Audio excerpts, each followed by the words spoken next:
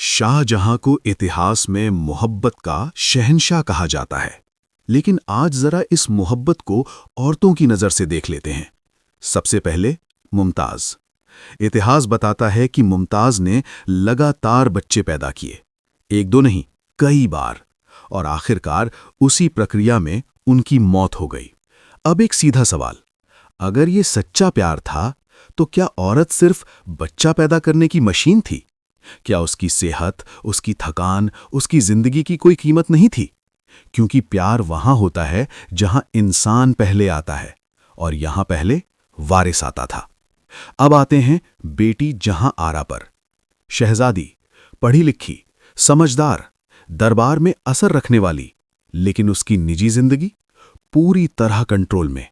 अगर शाहजहां इतना ही महान पिता और प्रेमी था तो बेटी की शादी उसकी मर्जी से क्यों नहीं हुई? या यूं कहें, उसकी मर्जी की कोई जरूरत ही क्यों नहीं समझी गई? कुछ लोग कहते हैं जहां आरा ने शादी नहीं की। कुछ लोग सवाल उठाते हैं, इतनी ताकतवर शहजादी की जिंदगी इतनी रहस्यमयी क्यों रही? हम आरोप नहीं लगा रहे, हम सिर्फ पूछ रहे हैं, अगर सब कुछ इतना पवित्र था तो इतने सवाल पैदा ही क्यों हुए? मुगल इतिहास बड़ा अजीब है। मर्दों की कई शादियां उसे राजनीति कह दिया गया। औरत की एक भी पसंद उसे इतिहास से ही गायब कर दिया गया।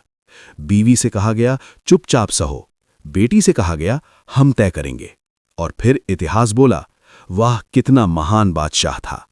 ऊपर से एक इमारत बनवा दी गई, बहुत सुंदर, बहुत भव्य, और कहा गया ये अमर प्रेम की निशानी है। लेकिन सवाल वही है, अगर प्यार सच में अमर था तो जिंदा औरतों की जिंदगी इतनी सीमित क्यों थी? सच्चा प्यार कब्रों से नहीं, जिंदगी से पहचाना जाता है, जहां औरत की आवाज, उसकी मर्जी और उसकी सेहत कोई मायने ना रखे।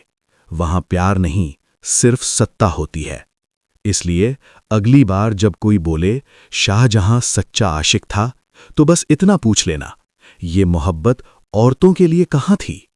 इतिहास पढ़ो, पर आंख बंद करके महिमा मंडन मत करो।